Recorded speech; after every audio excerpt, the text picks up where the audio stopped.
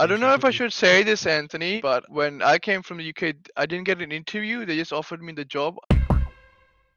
So today I'm doing one of my interviews with international medical graduates who had a successful journey through the Australian medical career system. So today I'm being joined by Dr. Faraz Nabi, who is actually another YouTuber. Hey Faraz, how you doing? Good. Thanks for How are joining me you, today. Anthony?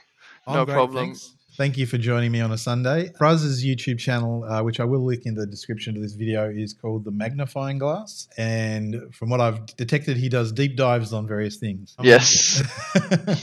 Goes into a lot of detail. And in fact, I'll probably link a couple of his videos around the medical careers process because they're very informative in terms of going through all the minutiae of some of the things that you need to do. Mm. So Faraz is in Brisbane working as what's called a senior house officer. So that for most other states of Australia, that's a resident medical officer or a senior resident medical officer. And they Yep. do things a little bit different in Brisbane. He's currently working in medicine. So he's already working as a doctor in Australia. So I've invited him to share a bit about his journey for all of you.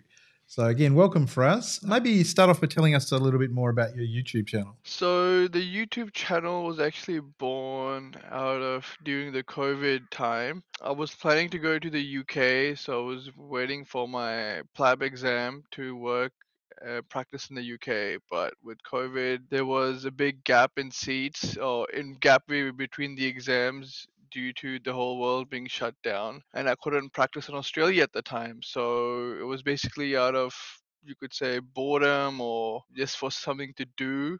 So I do have an interest in music. So the channel was born initially because I wanted to interview some Pakistani musicians, which I'm from Pakistan. So that's where it started from. And now it's kind of evolved into something else in the sense that when I came back from the UK, I found that the competent authority pathway to come back to Australia is very complicated. A lot of nuances. It takes a lot of time. It's complex, a lot of effort. So I thought I'll simplify that because a lot of people were inboxing me once I started commenting a lot of the Facebook groups of trying to help people. So I just thought I'll start off a series on how to the Australian medical system, which in itself is a complicated thing. So that's a bit of a summary on the YouTube channel.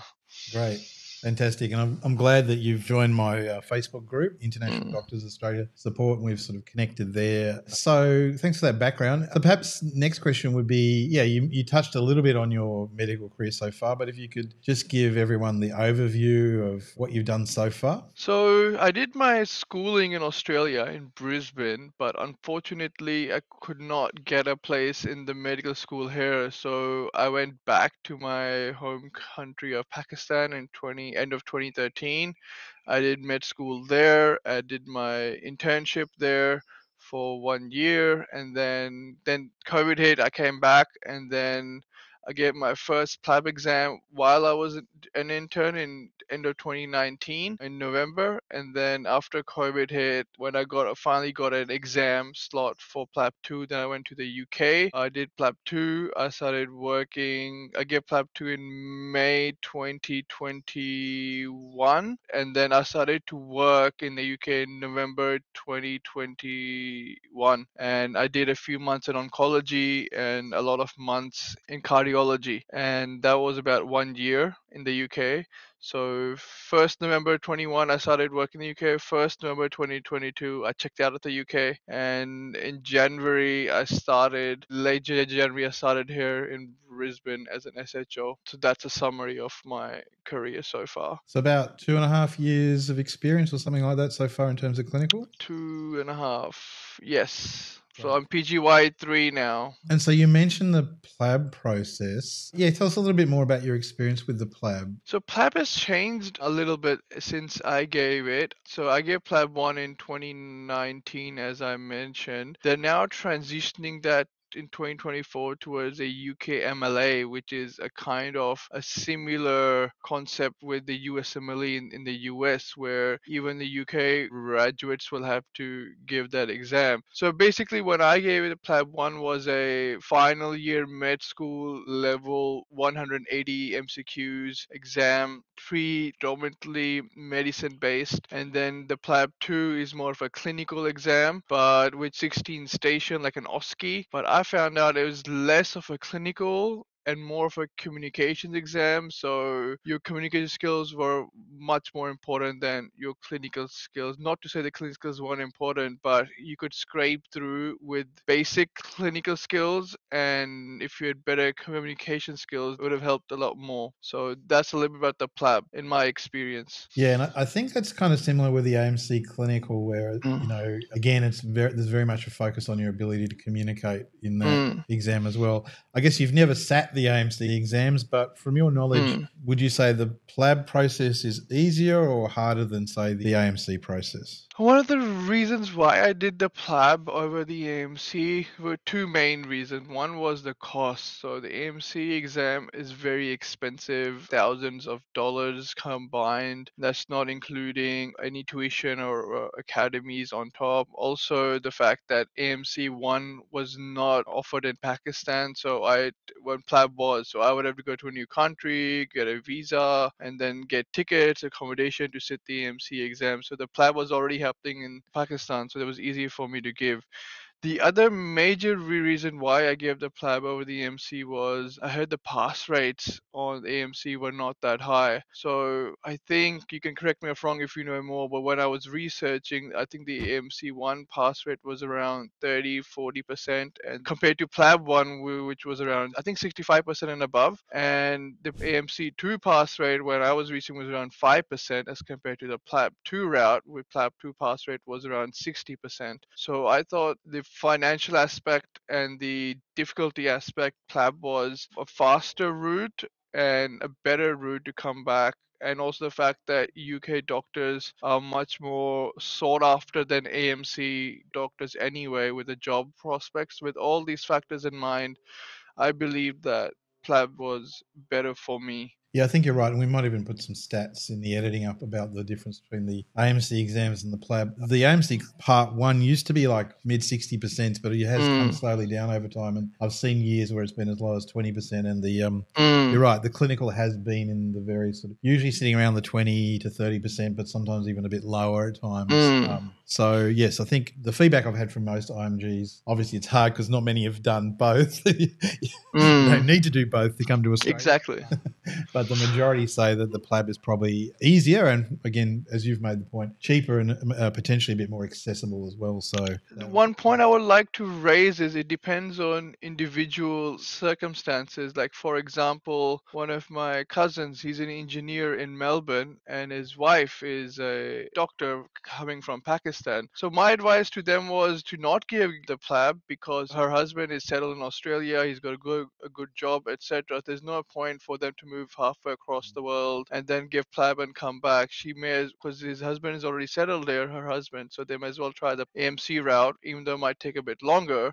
I think that that's a more practical and reasonable option. So my point is, it depends on individual circumstances as well. yeah, I totally agree. That's usually the discussion I have with other people as well. I mean, Mm, if you're thinking, okay, I wouldn't mind working in the UK or Australia, then PLAB's probably for you. If you've got reasons to want to come to Australia and Australia is definitely the place you want to end up, then probably AMC is a better route for you. And of course, if you can get through the AMC part one, you also have the alternate route for the clinical, which is the workplace-based assessment pathway, mm. which has very high pass rates. And so, yeah, there's a lot to consider, I think, and it's good to get different people's perspectives and advice on it. Is mine. The other issue I heard was even those lucky ones who got a job after AMC 1 before AMC 2, they were stuck in rural areas and on limited registration. And I've heard this from other people, but I've no first-hand experience, was that rural hospitals wouldn't give the letter of recommendation to upgrade the registration because the doctors would have left for the city life, and it's hard for them to attract more doctors in the rural areas. So that was another factor, because my family, we live in Brisbane, so I didn't don't want that to. I don't want to be stuck in rural Australia for a long time. This is another flaw I've heard in the AMC pathway. Yeah, don't think there's too many hospitals over there that are going to hold out in Australia, going to hold your registration over you Mm, as a reason for you to maybe. stay. Mm, But yes, normally, particularly most IMG doctors are on a visa that's linked to their registration, which is linked to their mm, job, and the employer mm, is responsible for it. So yes, often when you've completed that year, it's not just a matter of you being signed off. There's usually a bit of an interim. So you're mm, right. Most rural hospitals are hoping that you might stick for a bit longer. mm, But as soon as you can get your general registration, you generally do have options. I guess the other thing is if you've got your AMC Part 1 but you haven't passed your clinical, then we'll probably have to stay with that employer wherever you are based until you mm. have done that. So Yep. yeah, so it can get a little bit tricky from that perspective. Okay, so the other thing is, if you come through the AMC pathway, yes, the exams are hard, but I always say to people, probably the hardest bit is getting your first job. What Mm. about the PLAB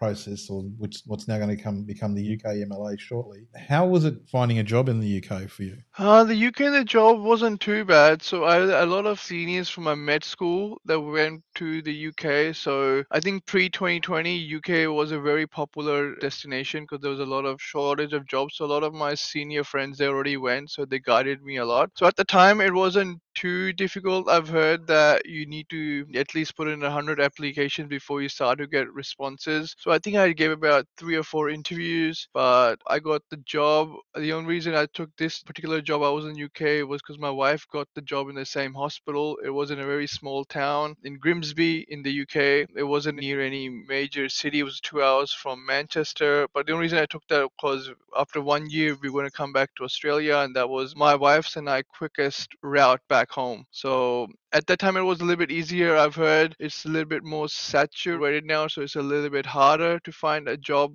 now in the UK. But again, with a good CV, within a few months, I don't think it should take any more than 6 or 7 months to find a job in the UK, even now. For me, it took about a couple of months at that time. Okay, and I guess you're offering what we call a twofer here. Two doctors in a certain location would probably be an advantage for a place like Grimsby. Here in Mm, Australia, again, if you're targeting rural areas and they've got two doctors, that usually is an advantage. If you're mm, targeting a city hospital, that's usually a disadvantage because then they don't necessarily want to offer the partner a job even mm. if they're interested in you, so that can be a little Yep. bit harder. Cool. Okay, so it does sound like it is generally a bit easier than the AMC process. I've certainly met a lot of doctors. Yeah, that's true. It also depends on your CV and your Mm, experience back home. One thing I would like to highlight is getting a job from the UK to Australia, I found was a lot more achievable. And this is mm. what I've also read on the social media, the Facebook groups, that a lot of people have been offered jobs while sitting in the UK after they've done their PLAB and they've worked a year. Yeah.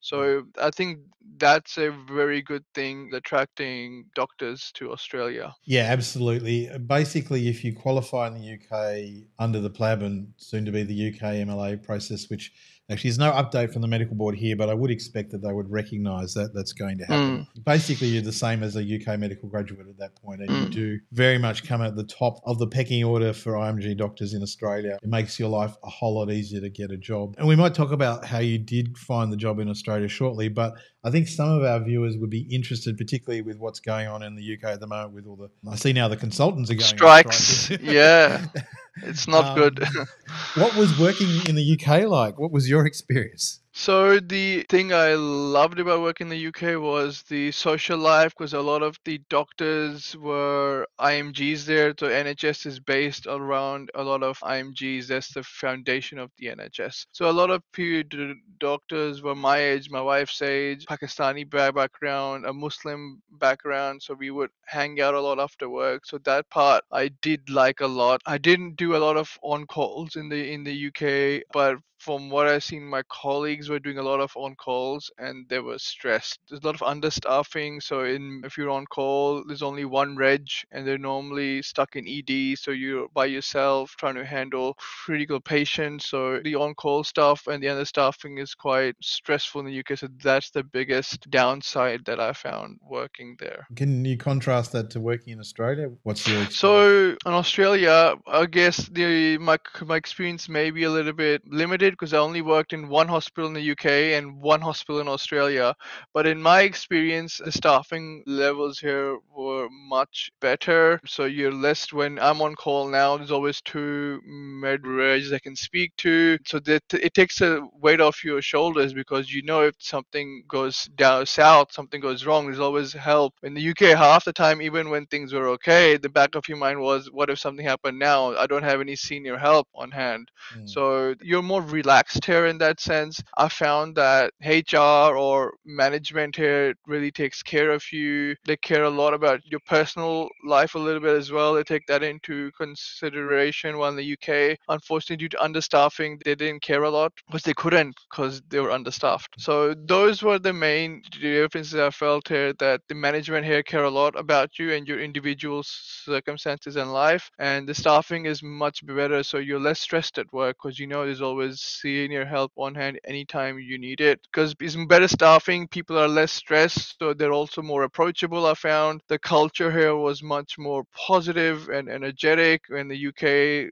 the culture was a little bit negative at work. It would be remiss of me to maybe put in a plug that yes, there are lots of health services in Australia looking to employ doctors from the UK at the moment. So Mm. if you're interested in that, I'll put a link in the description for some info and you can get in contact with me and I can I don't potentially know if put I you. should say this, Anthony. You can deduce this, but when I came from the UK, I didn't get an interview. They just offered me the job. I don't know if that was due to because I had an Australian passport. My wife had PR, so I don't know if that was a factor. But I heard a lot of the UK doctors that came with me to my hospital did not give interviews as well. They were just offered jobs. I don't know if that's I believe appropriate to that. say on a public forum, No, but yeah. and it's like that's perfectly allowed from an Mm, HR perspective here. I mean, it's mm. a little bit unusual not to talk to someone, but if you've got good references and all that sort of stuff, Yeah, like, it helped. there is a process where they can let you go if you're not working out. So I think for the in our hospital, the PHOs were interviewed, so the non-credit red yeah. job they were interviewed, but the SHOs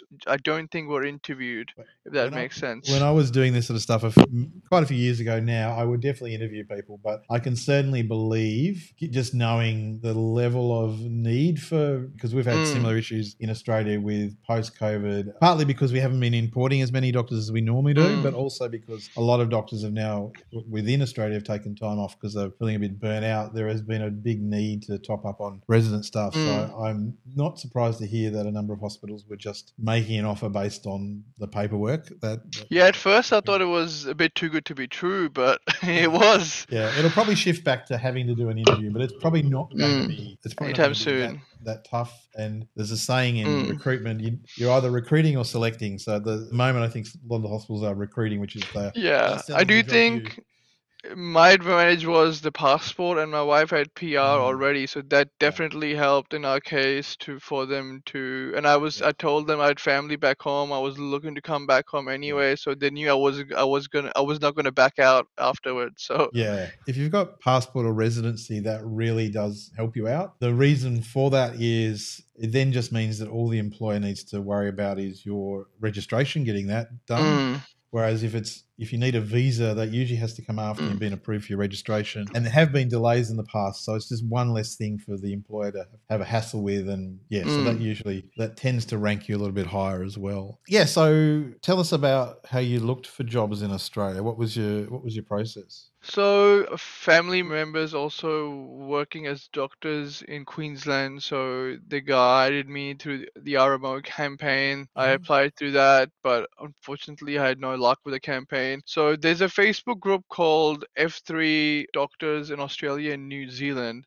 So, I find that a lot of HR, a lot of admin people are in that group, and they're offering jobs to people in the UK. Yeah. So, I just saw someone advertise on the group, so I emailed them. I wasn't thinking too much about it, and then they replied.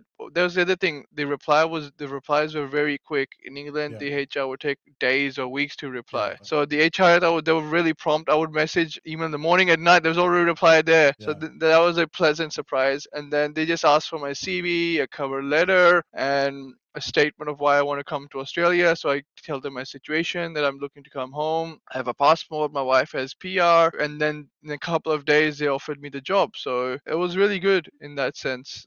I got the job I think June or July last year to start in January. So that's the other thing I liked, how they were preparing 6 months in advance to for the next clinical year to make sure the staffing levels are adequate. And England, it was very last minute and covering the gaps, that sort of, because on the staffing issues.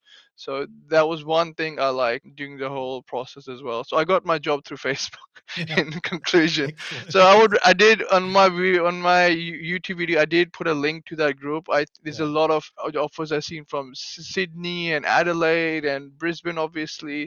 So I think it's a good source. And I send the people inbox me, I just message them the link to the group and tell them to search. We'll put a link to that group and my support Mm, group in this video as well. I think there's a couple of instructive points there. So for us, didn't have any luck with the general annual medical recruitment campaigns, and that's mm, not unusual because usually those campaigns they're focused on offering jobs to the local trainees first, and it's mm, only at the end that they then think about topping up with IMG doctors. But sure. secondly, I find most IMG doctors have more luck and success if they do some additional networking and think about Mm, who they know in Australia. yes. And in your case, you knew some doctors, which is great. You know, they can then sort of go to the JMO manager or the HR department or the work. That's what I'm doing now for a Yeah, lot of my friends who want to come to the yeah, UK. I'm talking to yeah, the HR directly at my hospital to help yeah. them out. So you're kind of bypassing all those formal mechanisms and getting Mm, an inside look. And usually what you'll find is that you'll be your CV will be kept. And then when there's a job opening, you might actually be contacted and said, please apply for this job. And that's the situation you want to be in. So think about using your connections. Think about using LinkedIn mm, as well as Facebook. You know, you may know some people in Australia, and then they may know some other people that they can hook you up mm. with. So Networking is that these, important. yeah, networking, I think, really improves your prospects.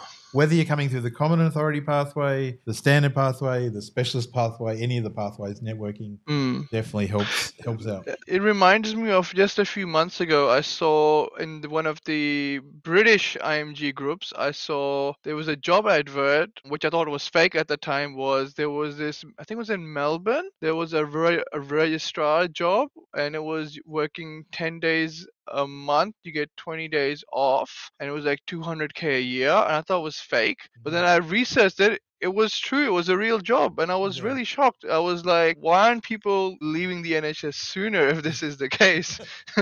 Yeah, and once you get your general registration, the world of locuming also opens up to you, and that can be Mm, quite lucrative. But there are pros and cons, but you can certainly get well paid as a trainee doctor to locum in certain places. So, just a few other questions for you, Faraz. You mentioned you've got a lot more support in your experience here. Just tell us a little bit after you got the very quick job offer. What was the process like after that? Yeah. So I found they were very good. So obviously, the coming to Australia Community Authority part was very complex, but I had a lot of questions and they had all the answers for me. They would reply quickly. So the HR thought was very good in doing that. And even if they didn't know the answer, they'd call APRA up, and in a day or two, I'd have an answer again. So they would save me the trouble of researching online or calling APRA myself from the UK with the time difference, and then you factor in the calling cost and stuff. So the support was great in the whole process. How quickly? I mean, you didn't have to muck around with a visa, obviously, but how quickly did you get a medical registration sorted out? So the medical registration, I think I got the job in June, and then 2nd November I submitted my documents, and I think I got my provisional registration around mid January for it, and I started on the 23rd of January. Mine took a little bit longer than my wife's, I think, due to the international criminal check. They do that, and for some reason, mine took like double the normal processing time, so that delayed things. That wasn't really APRA's fault, but that's just what it was. So the wait time was a bit annoying, and you were like, is it going to happen? Is it not going to happen? Is there a problem? And APRA was like, it's not in our control. Yeah. So everything else was sorted. So apart from that, there was the process, the APRA paperwork is a bit slow. It just takes some time, but slowly but surely, I think most people, 99% of people would get it, no issues. And again, contrasting UK and Australia, affordability issues. I don't know how much you want to reveal about how much you were paid in the UK or versus Australia, or cost of living, but that's So often a question. But the pay in UK is not great, which is why they're obviously striking at yeah, the moment. We were lucky because it was me and my wife, so we kind of had a dual income. A lot of our friends who were single earners had to locum in the hospital once or twice a month at least to sort of make ends meet. Often would do public holidays to get extra pay, so it wasn't great. I mean, me and my wife, we were comfortable. We traveled, we went to Europe and all that stuff, but a lot of the single people definitely struggling a little bit. I think Australia, they pay you a lot better here, even though the cost of living in Australia is a little bit higher. But from what I've heard from my friends in the UK, the cost of living has definitely gotten much higher since we left in November anyway. And the pay is mostly the same. They've increased it a little bit, but it's not really a proper increase. So this wasn't the pay situation in England is not great. so I guess take home message overall: much better standard of living if you're working in Australia. Let's put it this way. What I'm earning as an SHO now is what a registrar would make in the UK, if that makes sense. And that's not a starting registrar, that's probably like a bit of a senior registrar. No, not an AT, but a little bit lower than an AT Yeah. would be making what an SHO is here. So tell us about what you're hoping to do in your future here in Australia. So I have my ambitions or my dream has been from early med school to get into psychiatry. So my aim is once I get general registration next year to apply for the training program in psychiatry. I thought about doing psychiatry in the UK as well, but then again, my family was here and then cost of living and everything, I decided that I'll just come and do it here. But there's certainly another pathway, the specialist pathway, you can become a consultant there and then come over as well. Yeah, and again, there's plenty of opportunities for either qualified psychiatrists from the UK here in Mm, Australia, or people who are thinking that they would like to train in psychiatry.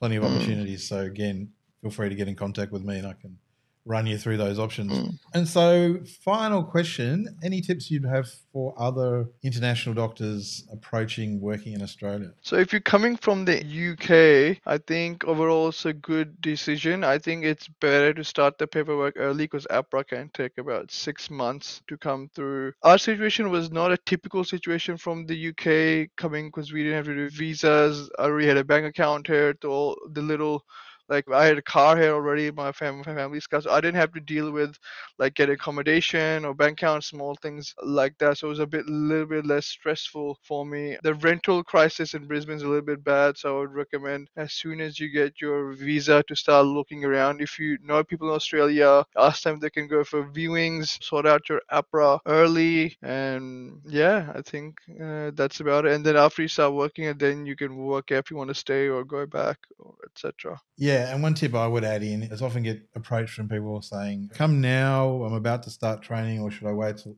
sorry, can I Yeah, I come get that halfway too. through, or wait till the end?" I think if you're thinking about coming from the UK, either come before you start training, or come Mm, after you finish training. If you come halfway through, yeah. the what they call RPL, recognition Mm, of prior learning you process, lose time. isn't great here in Australia. It's not too bad with the College of Psychiatry, but most other colleges, best case Mm, scenario, you'll get a year off your training, but still have to do all the mm, exams and things. So either come early yeah. or later, basically. I think it depends a lot on individual circumstances, but in a general rule of thumb, I do agree with you. Either you come before training or after training. In between, you lose a lot of time and money. You have to repeat a lot of your training, which is why I decided to come before as compared to after.